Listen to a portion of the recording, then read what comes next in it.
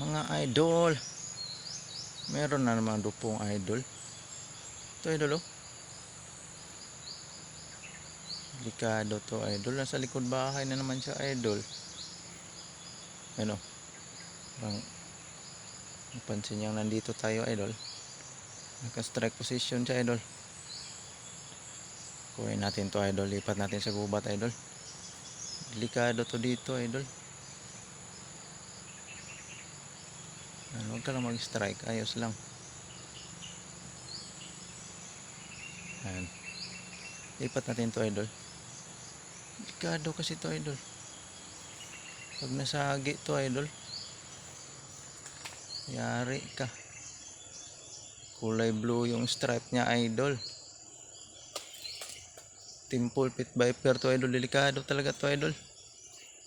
Pag nakagat ka nito, yari yung kinagatan idol.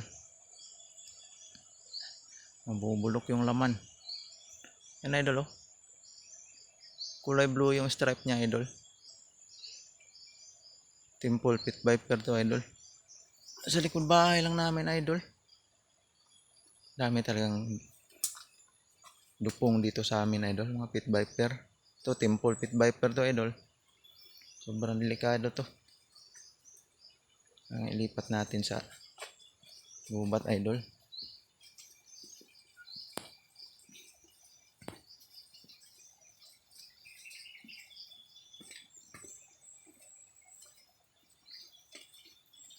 Tawid natin doon sa ilog idol.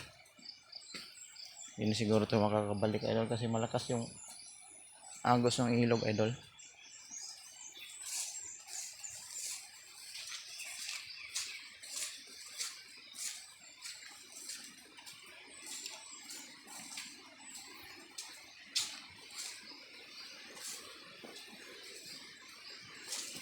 Dito lang tayo dumaan idol. Mas malapit dito idol.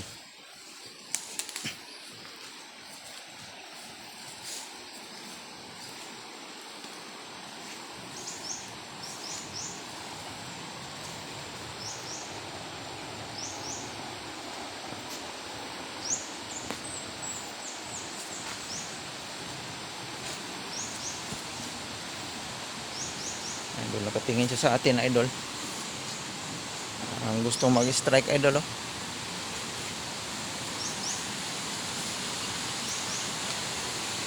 Yan.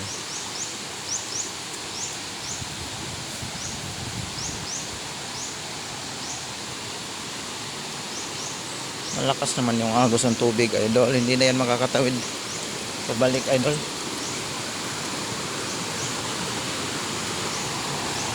Ano idol oh. Lagi na kasi umuulan dito sa amin idol. Tuwing gabi na lang idol.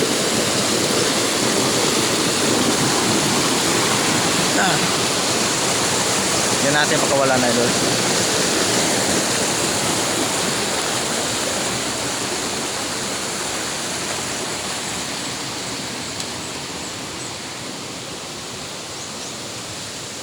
So, dito na lang idol. Diyan natin makawalan idol. Gubat naman yan dyan idol. Wala nakatira dyan idol.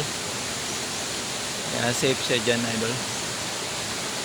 Safe din yung mga tao idol. Yari pag nasagi mo kasi yan idol, hindi mo napansin eh. Nag-i-strike yan idol. Sigurado makakagat ka idol.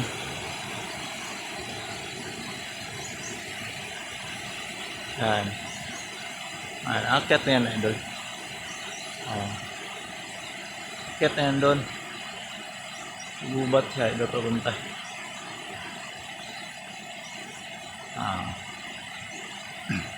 Hayaan na yan idol. Safe na yan dyan. Safe na rin tayo idol.